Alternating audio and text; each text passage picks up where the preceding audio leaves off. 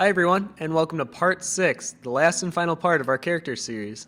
And in this part I'm going to take you through the final polish and making a quick background to really make your character stand out.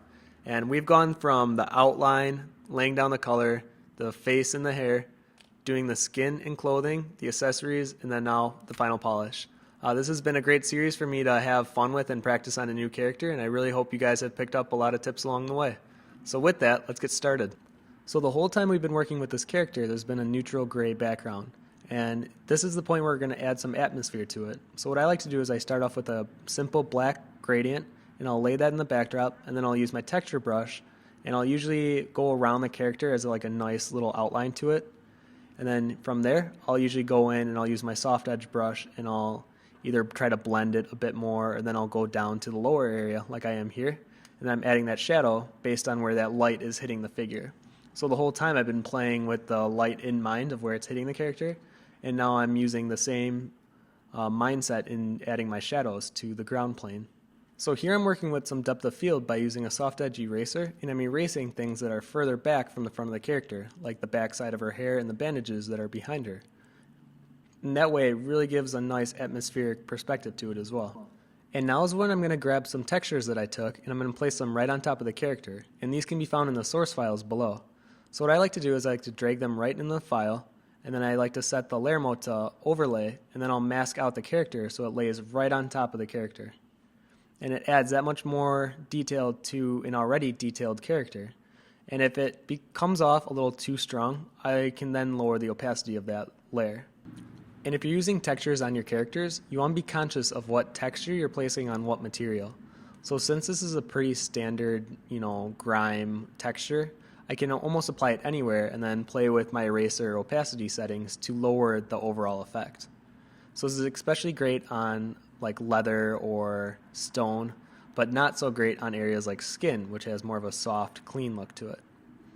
And from here I decided that the hair was a little off in the front, and I decided to erase a pretty big section of it. And this is something that is important because something that is as big as that, I can go in and edit even at this stage in the character. So if there's something that is bothering you about a character, don't feel like it's too late. You can always go back and edit something. And for something like this, it's easy because then I can create a layer underneath of the character and then just add any hair strands that would be coming out from the behind her head. So then I'm going to be going through the entire character and doing the same process of nitpicking myself and trying to find areas that I think look a little off and try to fix them. So this is the last stride. This is it. So you want it to look as nice as you can because there's going to be nothing more after this. So then once I finish with the hair, I'm going to move down onto the clothing.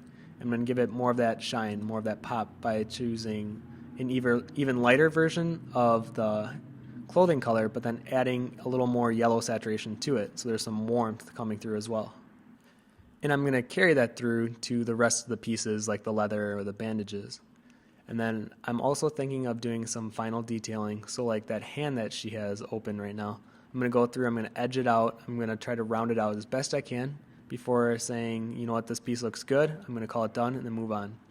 And I'm also adding in some highlights to different metal pieces. So her earring, the hinge in the middle, and her belt buckle. I'm going through and I'm just adding some white to different areas that I feel will be reflecting that highlight the strongest.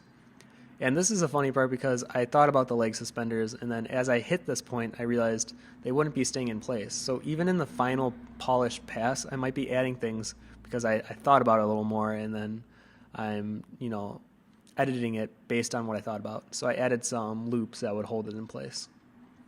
And now here I'm doing a new layer and I'm masking it out and I'm doing an overlay pass. So to give it more warmth and more of that yellow color throughout, I'm using a yellow-orangish color, and I'm going through, and where the light seems to be hitting the strongest, I'm using that soft edge brush and I'm just laying it right on top. And if it comes off too strong in some areas, then I'll just take my eraser tool and erase it, or I'll lower the entire layer's opacity. So even though I erased all that hair chunk on that side, it looked a little too empty to me, so I'm just going to go in and I added some bangs that are hanging off. Then here, I'm just going through final passes. So as you look at it, try to look at it as a whole and look at areas that seem to be less detailed and need some work to them. And that's what I'm doing right now. I'm just going through looking for areas that seem to need some more work, and I'm pushing it through without zooming in. And if you remember my original color palette, I had this magenta color, and I've been wanting to incorporate that somehow up until this point. So then I decided to try it out, maybe experiment a little, and if I like it, I'll keep it. If not, I'll just erase the layer. But here I'm going to add it, and I thought about maybe she was walking through something of that magenta color, and then it stained some of her boots in the bottom of that rectangular object. And not only does this fulfill my need of having that magenta color somewhere in the piece, but it adds more interest to it because it tells somewhat of a story. And not only does this complement her hair, but it adds another interesting saturated color to an otherwise very earth-toned and based color palette. So here I'm trying to experiment with different floor types, and I ended up not going with any of them because I felt it distracted too much from the overall piece. So I decided to take those out later, but there's another one of those things where until you try it, you'll never know. And here I noticed some of the box on the left side gave this white line that I wasn't expecting. So all I did is went to the character and erased it out. So you can definitely see some quick edits you can make if you put it on a really dark background. There might be some things that appear. And lastly, I'm going to sign it off, do one more liquify pass, and call it finished. So now our character is finally finished and ready to go explore. And the total completion time was just under 7 hours from the initial sketches to the final render you see here. And this was a really fun one for me to work on, and I hope you guys picked up some tips and tricks along the way. So thanks again for watching, and if you were working on your own character throughout this process, I'd love to see it, so if you posted it below in the image gallery, I will definitely get back to you. And I can't wait for the next one, guys. See you then.